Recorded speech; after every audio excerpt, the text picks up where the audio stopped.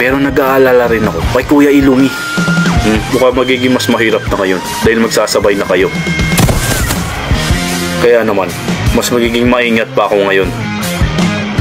At eto na nga, nag-uumpisa na ngang maglabas ng aura ang dalawa, si Illumi at Chrollo. Desidido na nga talaga silang talunin eto ngang nag-iisang si Razor. Ito na ang pinakagusto ko. Ang gustong-gusto kong nahihirapan sa pakikipaglaban. Magpahinga na muna kayo, Jing, Gon at Killua, at sa mga iba pang kasama. Wala na kayong alalahanin pa.